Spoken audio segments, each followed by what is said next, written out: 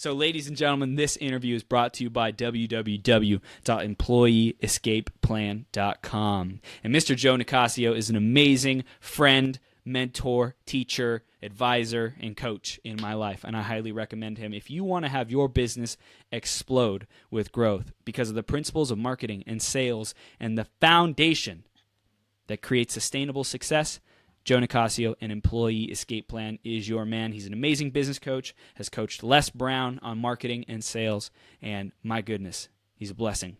Highly recommend EmployeeEscapePlan.com. Brian K. Wright is the host of Success Profiles Radio and publisher of Success Profiles Magazine. Over the last 6 years, Brian has interviewed world-class achievers such as Darren Hardy, Jack Canfield, Loral Langemeier, Kevin Harrington, Sharon Lechter, and many more. With the lessons he has learned from these achievers and through his own experience, he seeks to educate, motivate, and inspire others to become a greater version of themselves. He is the author of 3 books, including the soon-to-be-released Success Profiles, Conversations with High Achievers.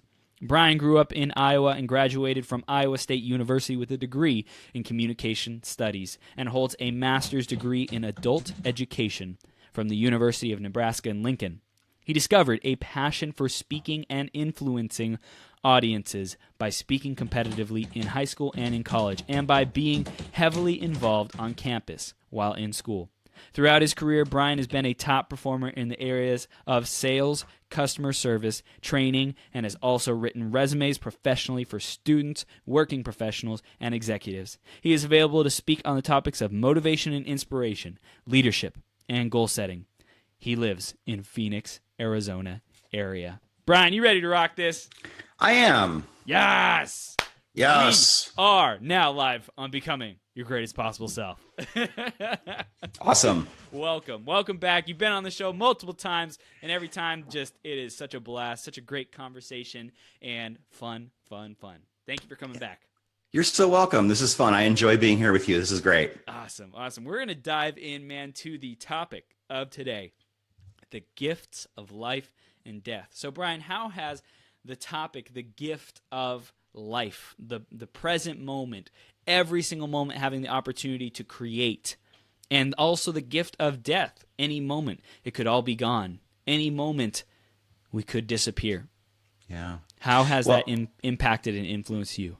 That's a really great question. Those who know me know that I had a life-threatening illness 4 years ago. In fact, it was 4 years ago this week that I was laying in a hospital in ICU. Yeah. I had the swine flu virus and pneumonia. Wow. It was pretty brutal. And interestingly enough, the nurses told me later, I was told by 2 separate people toward the end of my stay, which was 2 weeks long, they weren't sure if I was going to make it or not. Because the swine flu virus was really going around here in the Phoenix area 4 years ago, and they had several people at the hospital that I was in. And interestingly enough, I was told that I was the only person with the swine flu virus who was not on a ventilator. Wow. Yeah. In fact, they actually voted on whether to put me on a ventilator or not. And they decided very narrowly to give me one more day to see if I would show any improvement at all. And apparently I did. I had like no physical strength, no stamina. I was constantly tired and fatigued. In fact, I was so weak. Thankfully that my parents were here in Arizona that winter, because they come out here every other year. But I was so weak that I couldn't even cut my own food. So my parents took turns cutting my food, and my dad said, "I haven't done this for you in many years." I said, "I know." Wow. Wow. But after 8 days, I went to the regular room, a regular room off of the ICU floor. And it was at that moment, at that time, that I realized that there was light at the end of the tunnel. It's like, if I'm not in ICU anymore, then I must be getting better. And so I started telling every doctor, nurse, respiratory therapist, whoever, I'm going home soon. And they would all say, "Yes, we sure hope so." And there was one doctor who said, "We'll see." I'm not sharing with you anymore. You have to know in life who your cheerleaders are and who your cheerleaders are not, because you have to be very committed to shield those negative forces out of your life, and don't give them ammo. Don't give them anything. So long story short, I was released in 2 weeks. to my parents' care, and I stayed with them for 3 weeks, and I had an oxygen tank, and that was 3 weeks later, and I finally was okay. I was signed off as being okay, and I made a full recovery. But that instance taught me some very important things. Number one, you have to treasure your family and friends, because you don't know when any or all of that can be taken away, whether it's somebody in your circle passing away or whether you're the one that's going to go. Another thing that I learned was to be aggressively thankful for everything. And the word aggressively is very key here. Be aggressively thankful. Wow. Because no one owes you anything. Right. So whatever you've been given, whatever you've had the opportunity to experience is a gift. And you have to view it that way. And when you view it as a gift and not as an entitlement, life will slap you around real hard if you view it as an entitlement and you think that the world owes you something. You ever notice that there's no such thing as a rich victim. The people who are doing really, really well in life don't have an entitlement mentality. They don't have a victim mentality. If someone has a victim mentality, there's probably a pretty good sign that they're not accomplishing a whole lot. I share that with love and respect, but it's true. It's true. Yep. And just be very, very thankful, very aggressively thankful, and treasure your family and friends, because those things are precious gifts. And so to answer your question, that's it. Wow. So powerful, man. So powerful. Yeah. And especially the friends, the close friends. I know for me personally, I've really been investing a lot of energy and effort building an online presence. And I'm sure many of the people who watch this or listen to it, it's like, yeah, we want to build online, like social media, marketing, like connecting with people all over the world. And it's those people who are local or who are such deep connections, and you've built up relations with them, that they would be willing to, fly out or be by your bedside if something were to happen. Like, how many of us have those people? I think it almost seems like as time goes on, there's less and less, because it's more disconnected and everyone's in their own silo, in their own world. And I just really, really resonated with that, and how much I value and am grateful for my friends and my family who I know would be there by my side if anything, God forbid, were to happen. Yeah. And I told my parents, I'm so thankful that you're here this winter. And Mom said, we would have flown here from wherever we were to be with you. Yeah. So it's great. Yeah. So it's nice to know that you have family who loves and treasures you. So So and to have friends who were worried about me, because I'm the kind of person that posts almost every single day. I hadn't posted in probably 3.5 weeks by the time I got back onto Facebook, and I had some messages and some posts like, are you okay? Because you haven't posted anything in a really long time. Wow. And finally, when I was strong enough to make a post, I said, I just wanted to share what's been going on. I've been in the hospital. It was a life-threatening illness. This thing has really beaten me up. I'm not going to be here for more than just a couple minutes at a time. Not even strong enough to have a phone conversation with anyone right now. I couldn't even talk for more than a minute or two at a time without being physically exhausted. I'm not even kidding about that. It took about 3 weeks for me to be able to have a phone call that lasted any respectable length of time, just because it was a respiratory thing. It affected my respiratory system too. So I had to rebuild that stamina and be able to walk more than 3 or 4 steps at a time without getting tired. And that took 2 or 3 weeks to do. Yeah. So it's, you just don't know when it can be taken away from you. When you can't talk for long periods of time, and when you can't walk very far, and when you're hooked up to an oxygen tank, and you are depending on other people to really help and look over you for the things that you normally can do by yourself, it's very humbling. And at the same time, very gratifying that there are people there who are willing to help that much. And I think God looks out for us. I really do. Yeah, he does. Yeah. Beautiful. So powerful. Such a powerful way to start this interview, man. Thank you for sharing that. And Brian, for people who are just learning about you for the first time, why don't you share a little bit more about what you do and what you're creating in the world, man? Awesome. So I have hosted a radio show called Success Profiles Radio for a little over 6 years now. My 6-year anniversary was 2 weeks ago. Dang. Yeah. Dude, episode number 259 aired on Monday. Wow. With Dr. John DeMartini from The Secret. That was his second time on my show. Yeah, I've gotten to interview some really amazing and epic people. Yeah. I've interviewed 4 people from The Secret, him, Loral Langemeier, Bob Doyle, and Jack Canfield. I interviewed Kevin Harrington last year. I'm interviewing Tom Ziegler for the second time in April. Who else? Rich Franklin, UFC champion Rich Franklin. I got to interview Frankie Edgar for about 10 minutes last month. Wow. And that's going to be a magazine article. And that's the other thing I'm doing too, is I've repurposed this content and extended my brand, not only from being a radio show, but also being a magazine, Success Profiles magazine. And that is looking to launch very soon. It's been something I've been waiting for a while. We're getting some back end things taken care of with my affiliate program and the website and PayPal and those kinds of things.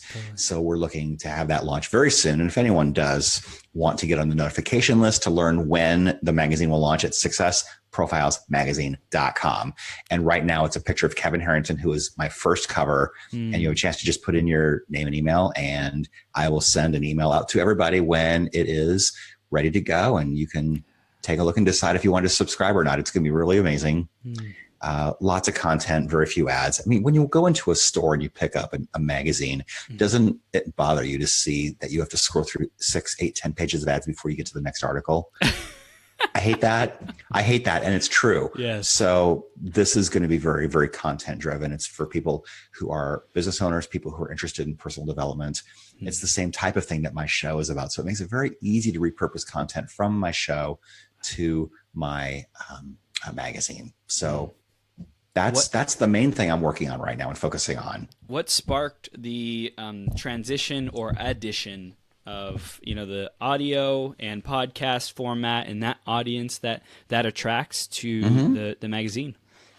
Two things. Number one, it's a recognition that people have different learning styles. Some people prefer to listen. My show is an hour long with commercial breaks. It's a live radio show.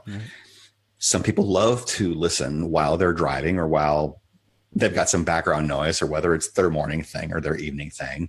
Other people would prefer to read. Some people like to do both, but some people like to watch. And for example, I mean, for me, if I'm programming a DVR or whatever, don't give me a manual. I'm lost. Let me watch you do it once, and then maybe I can do it next time after having watched you. But people who like to listen can hear the show, and people who like to read can read the magazine when it's formally launched. And so number one is a recognition of different learning styles. Number two, I realized that I have so much content that I need to do something with it. Because you can create something once and use it many, many times. I bought the domain for Success Profiles magazine about 2.5 years ago. And in September, I was renewing it for the 3rd year.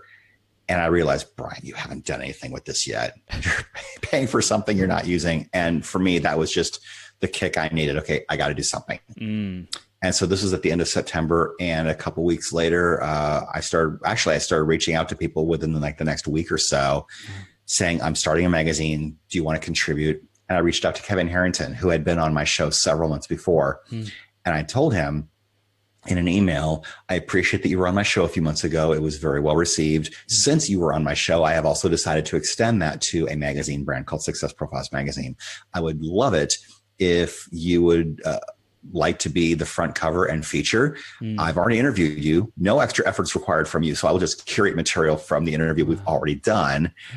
All you have to do is provide me the highest resolution picture you have. And he emailed me back an hour and a half later and said, let's do it. Let's run with it. Wow. And I got to present that cover for him in person in LA about 2 months ago. In fact, I have a few printed copies. This is what it looks like. Dang. Yeah. Dude. And here's the other beautiful thing too, in terms of getting contributors. This is a personal development and business oriented magazine. And so things tend to be fairly evergreen, unless you're talking about, LinkedIn strategies and what new ways are there to do that, or utilizing new technology. Otherwise, it's very evergreen. Right. So you could read this same issue a year from now, and I would probably say 90 to 95% of it would still be very relevant and accurate, But the fact that I've interviewed so many people on my show means now I have a huge network of people that I can reach out to and say, hey, we've worked together before. I'm doing a magazine. I would love it if you would like to be involved with me somehow. Would you like to write? And people are saying yes, left and right. It is cool. In fact, yesterday I made a Facebook post because I got my second issue printed at a local printer. I made like 25 copies, to give to people locally that I meet or to mail to influencers. And I posted that and also said, by the way, I'm working on the next issue. Who would like to contribute? I had a whole bunch of people say, sure, yeah, great. Now, am I going to publish all of their articles? No. Some people's stuff will be really good and some people's stuff might need some help, but here's the thing. Ask more people than you're going to need, because inevitably some people who say they will do something end up not doing it. Yep. In fact, I had a guy reach out to me yesterday and said, I know that you wanted me to write for you 3 months ago. I know I dropped the ball. What do you need? I'd like to help you. I haven't answered him back yet. I would like to know, why did you not follow through the first time? Because now, see, here's the thing. This is someone I don't know, someone I'm connected to on Facebook, but someone I don't know. And that's your first impression. That's the first impression I have of you, is you said you do something and then you didn't. So really, honestly, tell me why I want to work with you. Wow. You learn a lot when you run a business, Chris, don't you? Yes, you do. You learn about people. You learn about their behavioral patterns.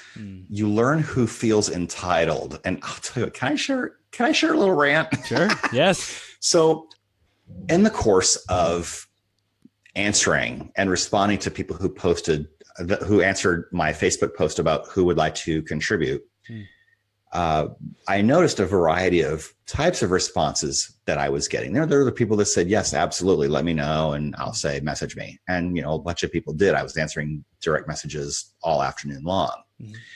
But some things happened in the course of that afternoon that caused me to want to do a Facebook Live. And I was chatting with my best friend, and he was observing some of these patterns, and he was pointing some of these things out. And he says, Brian, do you realize this is what this person is doing and what this person is doing? And I caught some of it, but not all of it. I have a deep love and respect for my best friend's wisdom. So you listen to your best friends because they have your best interests at heart. And so I decided to do a Facebook Live about how not to respond to an opportunity. Number one, lacking confidence is a huge no-no. Maybe I'd like to help you out. Tell me more. Excuse me. First of all, let me paint a picture. You invite two girls to prom. One says yes, one says maybe. Who are you giving your attention to? I'm not wrong. I'm not wrong about this. So ask and approach with confidence. If you're not sure if you want to help me or not, then just don't even respond at all. But don't try and power trip the thing. And by saying, I don't know, tell me more. Bye. No, that doesn't work. Number two, don't make it about you. I had someone respond, hey, I'd like to write for you. Can I make this about my entrepreneurial journey? Why? Who cares? Why? I mean, with love and respect, why? Your friends and family will read this by default, but why does anyone else care? So provide value to other people. Don't make it about you. And the number three thing that you should never do if someone's offering you an opportunity is to make them jump through your hoops. I've had a couple of instances of this. Actually, I had two yesterday and one a couple of years ago that I quoted. But if you are offering an opportunity and someone messages you and said, here's my phone number, here's my calendar link, hop on my calendar and let's pick a time to talk. No. He who has the opportunity is the one who gets to make the rules. Let's chain this out to something a lot more ridiculous. Let's say it was Tony Robbins. I'm not Tony Robbins. I'm not elevating myself to that level yet. Right. But let's say it's Tony Robbins who had this opportunity. I'd like to collaborate with people in this room. Who wants in? And you message him and say, I would love to. Here's my calendar link. Jump on and let's set up a time. That's not going to fly. It's not going to fly. Now, if you are the one who owns the opportunity and someone wants to talk to you, then it's okay to say, yeah, hop on my calendar so that I could organize everybody's inquiries in a manner that makes sense. That's fine. But don't say you want something from me and then tell me that I have to jump over your fence to give it to you. What a freaking turnoff. Good grief. Impression management does count for something. And I think people are just oblivious. This happened to me twice yesterday. Wow. And did I answer either one of them? No, I didn't. Because you know what? I was answering 12 direct messages yesterday afternoon. People who were interested in helping me, asking me what I needed, asking me what I was looking for, showing me samples of their work. And I took care of all of those people in a shorter amount of time than the exploratory call you wanted to have to see if maybe you wanted to work with me or not. Get out of here with that. Dang. So you learn a lot about people when you present an opportunity to people. It's interesting. And I love to help people get their message out to the world. That's why I have a show. That's why I have a magazine. But you think about it. I mean, I have been blessed to have a network of people around me who I can reach out to, and a lot of them will just say, yeah, what do you need? And so when you've had a chance to interview and work with people like Kevin Harrington, Darren Hardy, James Malinchak, Angie Granger, Sharon Lechter, Loral Langemeier, Dr. John DeMartini, Frank Shankowitz from Make-A-Wish Foundation, Greg Reed. When you've had a chance to work with all those A-list top shelf people, I don't have to chase you. I don't. I'm sorry, I don't. So positioning yourself, I get that. You know, I want to position myself so you jump on my calendar. But if I don't know who you are, that doesn't work. It just makes you look silly. Yeah. So anyway, that's my rant. That's powerful. But I share that with love because I want people to know how to and how not to respond to somebody who has an opportunity that might elevate your career. It's powerful, powerful, powerful words of wisdom, Brian. Thank you for sharing that. So we're already creating content. We got a lot of content creators, authors, speakers, coaches, etc. Let's start diving into this repurposing mindset and what we need to know. Okay. So my philosophy is create something once, use it as many times as you can. So let's just say, for the sake of example, if anyone sees my Facebook page and my cover, and you've probably seen this, there's a picture of Kevin Harrington giving me a high five. Yep. At an event. In fact, when I gave Kevin Harrington the magazine that I just showed you a few minutes ago, he said he loved it. And he said, is this digital, or you just printed a few copies to bring here to give to people? I said, yeah, that's exactly it. And he said, is it okay if I show this on stage and give you a shout out, because part of my presentation is about digital products? I said, sure. I mean, am I going to say no? Yes, you may shout me out and show my magazine to the whole room. And I had a front row seat. And he didn't speak on stage. He spoke in front of the stage on the floor to be closer to us, which I really appreciate. I thought that was a nice change because everyone else stood on stage and the stage was probably a good 20 feet away from the front row. He was right up to us. He came away from the wall and was walking toward the center of the room. He walked right up to me and gave me that high five and said, thank you, Brian. I said, you're welcome. And someone had the foresight to snap that picture of him saying thank you to me. And I found out days later that picture existed. And wow, I was just ecstatic. I posted that immediately. Yeah. So where I'm going with this is, if you have content like that, you can repurpose that forever. You can post it on Facebook. You can make that the cover for a blog. I might do a book with him someday. I haven't talked to him about that yet, but I would like to do a book with him someday. I could use that picture. I also will have an opportunity. I'm talking to somebody about an opportunity to maybe speak at his event later this year.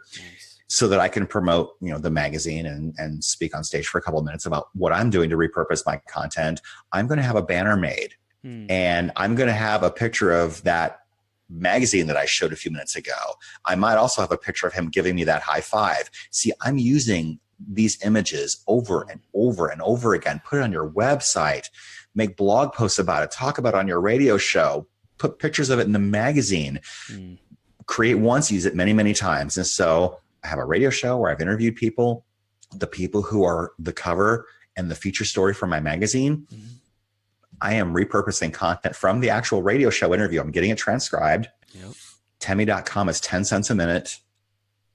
What is because it's auto. Yeah, it is. Here's the thing. Rev.com is $1 a minute. That's live transcription. And I saw an interview, side note here. I saw an interview with the CEO of Rev.com.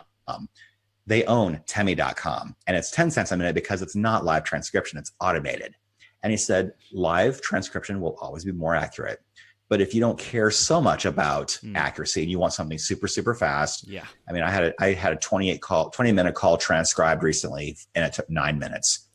Now you'll have to edit because it's not going to catch everything. But I did that. And so when I'm repurposing content for my magazine, I get the audio transcribed. I do the editing. I pick out the parts that I want, and that's my feature article. I throw an intro at the beginning of it, throw a picture of my guest, and my guest loves it because they only had to give me time once, and I used it many times, and they get to reap the benefits of that pub all over again. So there's benefits to you because it makes your life easier, but your guests love that too because you're promoting them many times over. Dang. Dude, that's beautiful. I hear that leverage is really the philosophy behind this. Like, how do we leverage our time? And I'm curious, how has prioritization and the philosophy of leverage played into the development of creating something once and then using it as many times as you want in a lot of different areas? How has that evolved for you? Oh, it's huge because it saves a lot of time. If you can create something once, you don't have to worry about creating that thing over and over and over again. And the important thing too is when you learn to use leverage in your business, the other piece of that too is you can leverage the talents of other people. I am not a graphic design artist. I'm not. I'm a writer. I'm a speaker. I'm a radio host. I can compile content. I can write content. I can speak content. I do Facebook Lives and I love doing it. Yeah. I should do more of that, but I love doing that. But here's the thing. I can't design a book or a magazine cover to save my life. I tried, I failed miserably, and it takes me 4 times as long to do something, and it's not as good as the person that I can pay $30 to and do it right. Now, where on earth can you get a magazine cover made for $30? Go to some of these freelancing sites, freeup.com, upwork.com, fiverr.com. You'll find people who can turn something around like that pretty quickly because it doesn't take them long. It's what they do. Yeah, and they got templates. They got templates on templates on templates. And the beautiful thing. Quick question. Reed asked, "What's the transcribing website? How do you spell it?" TEMI.com. Cool. And by the way, the first one is free. Nice. So if you've got a longer transcription to do, make that your free one. Don't make a 2-minute audio your free one. Can I give a 4-hour marathon? And make that my first one? Probably. I don't know if there's a time limit or not. I haven't explored that, but I suppose you could. I'm going to give it a shot. I mean, and check this out. It's 10 cents a minute. So 4 minutes, that's 240 minutes. That's going to cost you $24. Score. Yeah, totally. Now, for you to go back and edit that, it's going to take you a while. So you need to balance the value of your time versus how long it will take you to actually do that. Are you going to be burning up so much time editing your 4-hour audio that it just makes a whole lot more sense? I mean, even if I'm paying rev.com, I'm still editing stuff, but it's not as much. Right. So I cut you short a little bit there. What were you saying right before that? I don't remember. It was about, we were talking about prioritization, leverage, philosophy, doing something once. Yeah. Here's something I do want to share about that, because leveraging content is also important because not everyone that I want to reach will listen to my show. Not everyone that I want to reach will reach my magazine, but the chances are pretty good that most of the people I want to reach will do one or the other. And I'm not expecting everyone to consume both. If you've got someone who says they consume both, they're a super fan. Treat them right. Treat them like gold, because they are. That's a super fan right there. Wow. Especially if they interact and give you feedback about what you're doing. Wow. And if you get a super fan like that, ask them to leave reviews on iTunes. Have them give you testimonials. Video on testimonials. Everything. If you go to my website, briankwright.com, I have testimonials from guests and even to some people who are just general fans. But I have written testimonials, I have audio testimonials, I have video testimonials, and some of the really amazing top shelf guests that I've had have given me stuff like that. And I'll tell you what, that's something you can leverage, because in order to get someone like a Darren Hardy on my show, I shared that testimonial page because I knew that I had interviewed people that he's friends with. And his team looked at that and some other things that I provided for them, and they agreed. Now, the reason he agreed to that interview is because he was actively promoting his book. If you were to ask him now, he probably wouldn't do the interview now because he's doing other things. Right. So you have to time that. It's like the late night talk show circuit. When do you see people on Jimmy Fallon, on Conan, on James Corden? movies. Only when they're promoting their album or their film. Yeah. They don't show up just because it's fun, even though it is. Right. But they have a reason to be there, and it's to promote their thing. And you won't see them again until they have a new thing. How can we use the philosophy of, like doing the right thing at the right time, creating the right content at the right time? Do you have any suggestions about that? This is going to sound enormously simple, but ask your fans. I've seen people do this, and I've done this occasionally. But what I do, for me mostly though, it's more about things that are going on in my life or things that I am observing. And it's interesting, when I did that Facebook Live yesterday about the 3 things you should not do when somebody is offering you an opportunity, I had so many comments that said, this discussion is long overdue. This is on point. This is fire. And I'm not saying that to brag, but I'm saying that to illustrate that other people are agreeing with what I said, which means that what I said must have struck a nerve with some people. And it's yes, yes, all day long. So that's really good. I mean, notice trends. If something on social media disturbs you, position it as a rant, and not just a rant. See, this is the mistake that people make. When they rant, all they're doing is ranting. They're not offering a solution. Wow.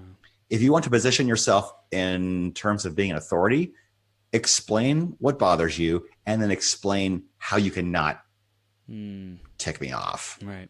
I'm curious. Right? I'm curious. Is there a way to position everything that leads people closer to a sale? So, for example, you wrote this rant or created this video, and is that necessarily going to move people closer to a sale, or is there a way that you can have an undertone or a flow in it that also suggests that, hey, and if you don't want to have to experience this problem, you can go through a process with me, or you can, go get your book ghostwritten. Like, I'm curious how to do that. I've done that with ghostwriting. I'm glad you brought that up, because I do ghostwrite books for people too.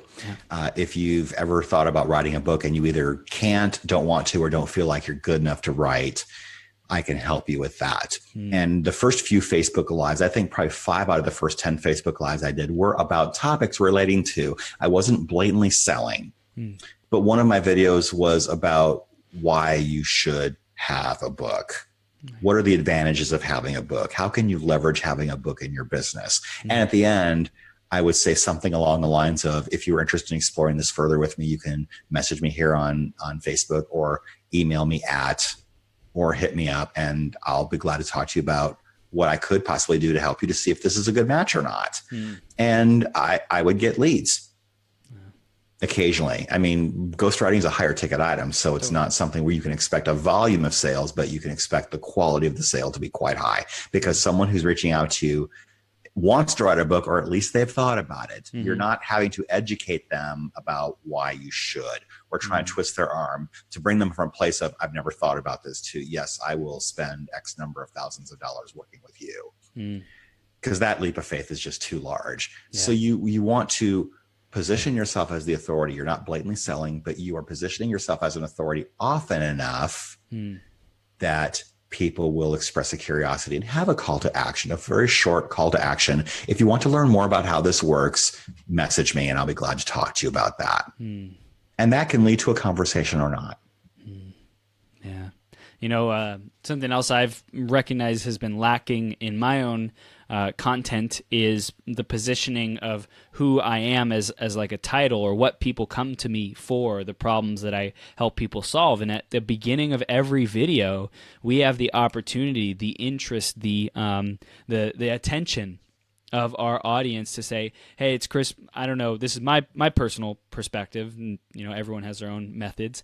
But hey, it's Chris Burns, and thank you for showing up today. Today's your, GPS power up, or whatever it is. If you can use that personal branding and put that into your content and give people something that they expect to feel a certain way when they engage in this type of content from you. So for me, a GPS power up is greatest possible self power up, and people know that they're going to feel empowered. They're going to feel, like they're going to get some solutions to whatever entrepreneurial, solopreneur problems.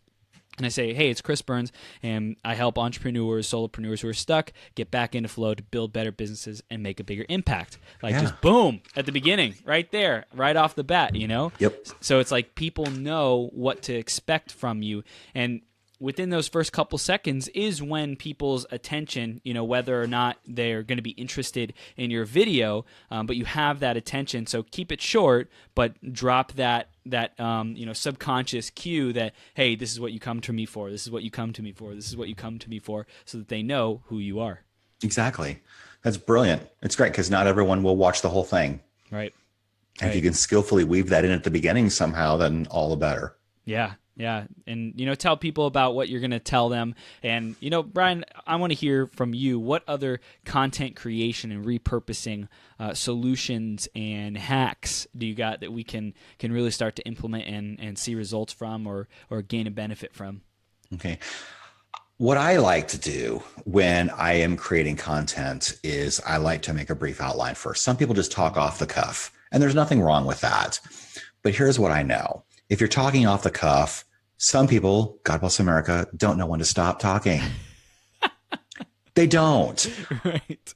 My perspective is to keep it as short and succinct as possible because I want to respect people's times. I think only once have I gone longer than 10 minutes on a Facebook Live, and that was like 11 or 12.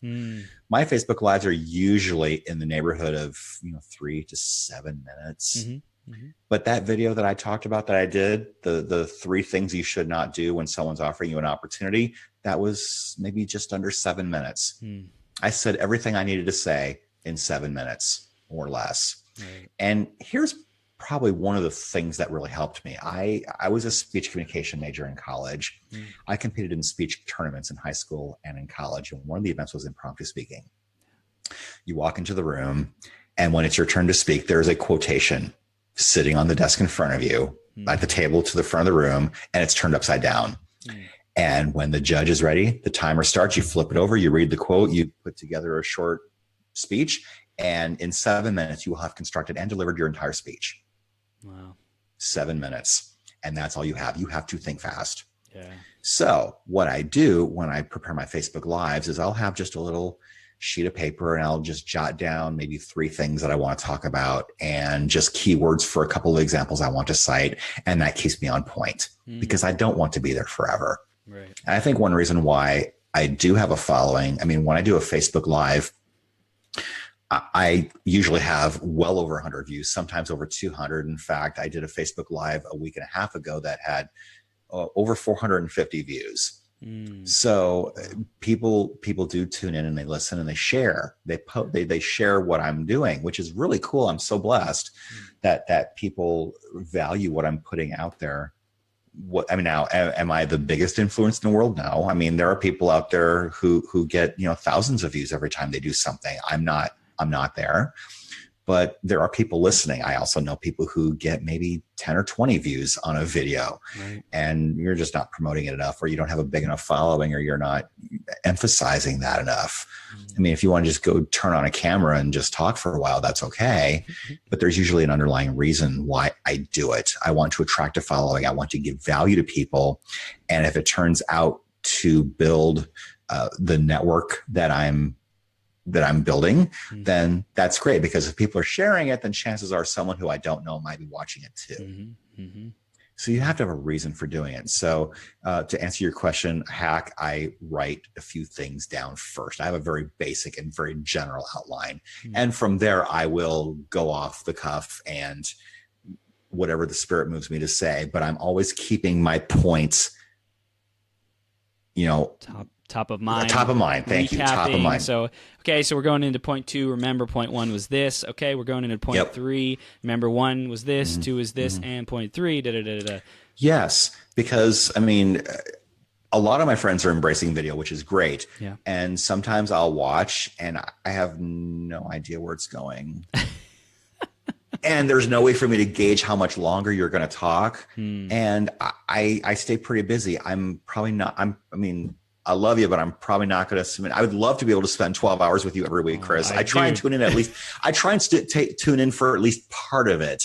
Yes. as often as I can, because I value what you're doing. And if I recognize the guest, I absolutely will make sure that I'm available for at least a little while. Yeah. I listened to the last 15 minutes of your interview with Grant.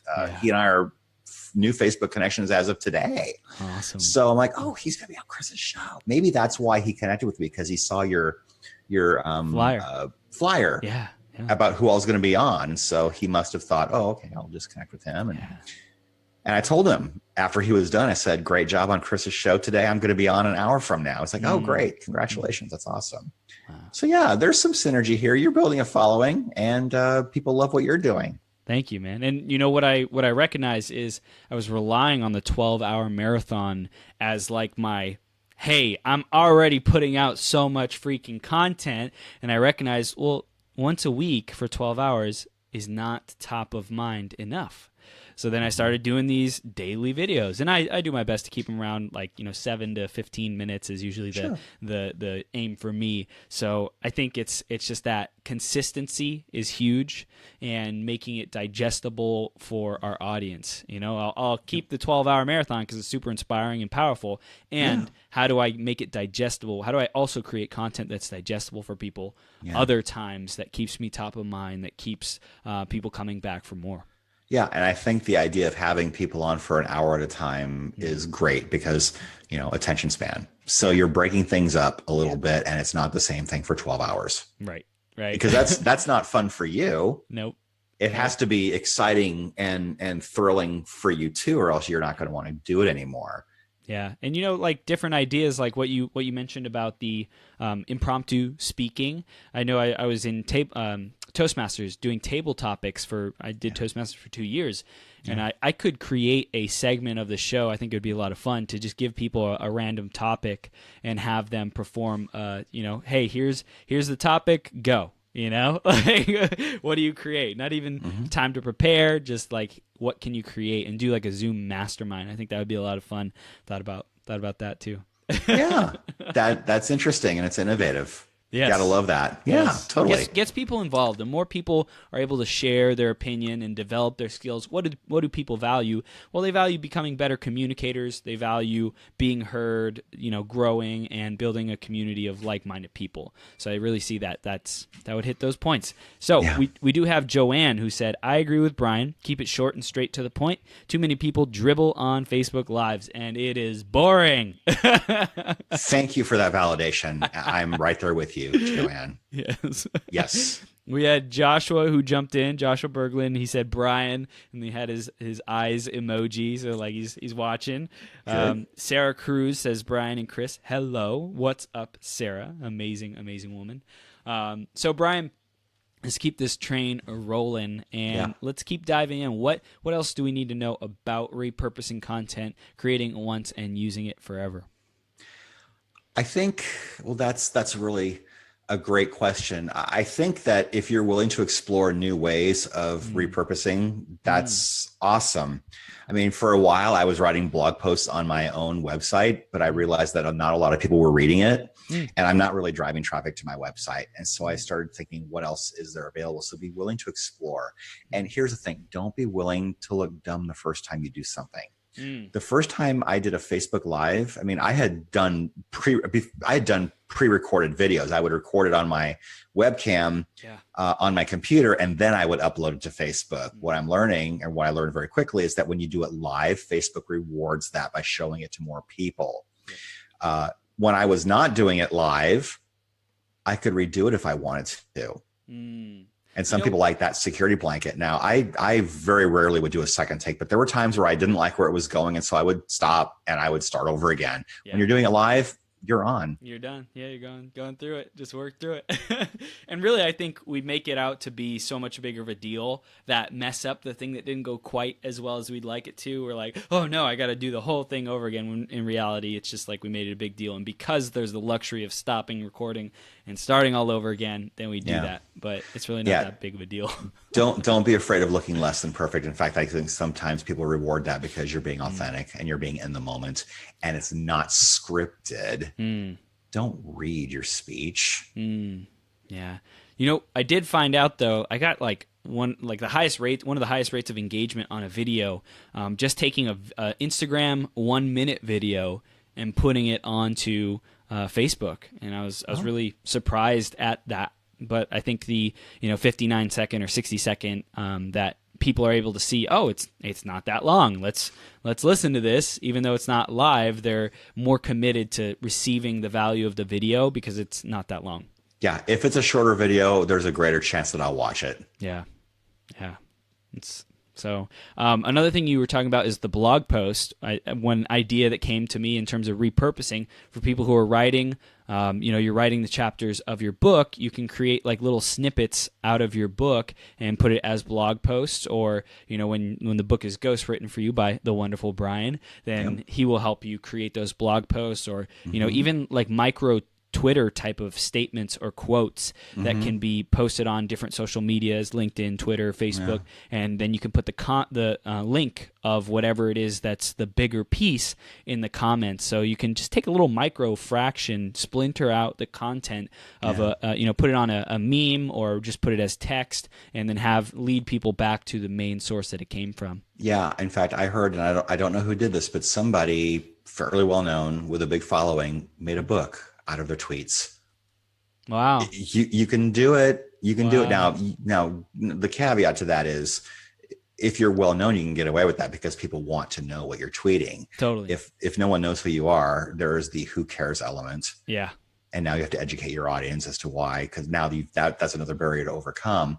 But I did interview Jeffrey Gitomer about 3-4 years ago, 3.5 years ago. And I asked him, so what made you want to become an author? What made you decide to write a book? He says, I never did. I started a blog where I responding to all the stupid things I see salespeople do. And after 100 of those posts, I realized I had a book. Wow. That's an interesting revelation. So, now he's got multiple best-selling books. He's a very well-respected author in the sales space. And so be open to that inspiration. What you start with isn't always going to be what you finish with, but what you finish with is probably better than you had dreamed of. Yeah. And what I also hear is people may have already been creating their content and then they can repurpose it into a book. So whether that's Twitter or getting something transcribed like Facebook videos, Facebook Lives, people make a lot of Facebook Lives, and we can take that content, transcribe it, and put it into a book pretty easily. Yeah, in fact, that's a project that's been sort of ongoing. I started working on that book and I didn't finish it. But part of the reason is because I started with the magazine and I've been booking my show 3 or 4 months out in advance and doing my show. And I also have a book with Morgan James Publishing, which is scheduled to come out, I believe, April 3rd is the date that we're targeting now. And that is a compilation book of 11 of the best interviews that I did on my show between 2013 and 2015. And so I get to leverage all of their audiences. That's awesome. Bingo. And Morgan James Publishing loved that idea. Now, that being said, they've seen bad examples of compilation books being pitched to them. And is it an easier way to write? Yeah, because you're taking audio that you've already created, you're editing it, but you still have to edit it in such a way that it makes sense. If you were to transcribe this audio that we're doing right now, you would have to edit that, because in the normal course of conversation, we might have ums and filler phrases, and we might have a situation where we start a sentence one way and then we think of something and we finish the sentence in a completely different train of thought. We do this all the time, but once you see it in writing, like, you think, wow, that person looks like a freaking idiot. Well, no, it's just because we changed our mind. We thought of something midstream and changed the channel without even really consciously thinking about it. So when I'm transcribing someone else's interview that I've done with them, that happens a lot. And if I can't reconcile it, I have to take whole sections and whole paragraphs out. Yeah. So, I mean, it is a little more work than you think it is. Oh, I'll just transcribe it. Well, no. You better edit that too, and have it look coherent. Wow. And have a outcome and purpose and framework in mind for the interview anyways, because if you just like take the interview straight, it's probably not in the right places or right order to be most effective. Exactly. And in my book writing, I've got a brand new client who started with me last week, and he gave me a bunch of material on a Google Drive. 3 of the things that he provided were videos. And each of those videos is going to be a chapter in the book. And so I'm in the process of editing that now. But the reason for that video is this person was doing a Facebook Live, and there were lots of sidebars, like, let me just grab my drink over here, and I'm waiting for people to show up for the call, and little sidebars. I'm like, okay, edit. This can't be in the book. And so that takes a little while. Yeah. But it's an easier way to do that, but you have to be a very skilled editor to pull that off. So it's not just about writing, it's about having editing skills. Yeah. Wow. Awesome, man. So Brian, we're beginning to wrap up here, and we want to know, is there any final takeaways or things that we didn't get to cover about repurposing, or just the new reality that people get to step into after this interview? I would say just be very, very aware and ask yourself, how many different ways can I use this? I mean, I think that's the central theme to this whole talk that we have going on today. If you are writing something, can you do a Facebook Live on that topic? Yes. Can you write a blog post about that topic? Sure. Can you submit this to other publications or other websites to repurpose? Yes, absolutely. Can you do a training or a coaching call with somebody about this? Yes. Can you create an online course around some of the ideas that you're talking about? Totally. Because not everyone's going to consume your content in exactly the same way. But if you spiderweb it out, you will catch more people than you would if you just did it one way, because not everyone's going to learn or see you in the same place. Yeah, man.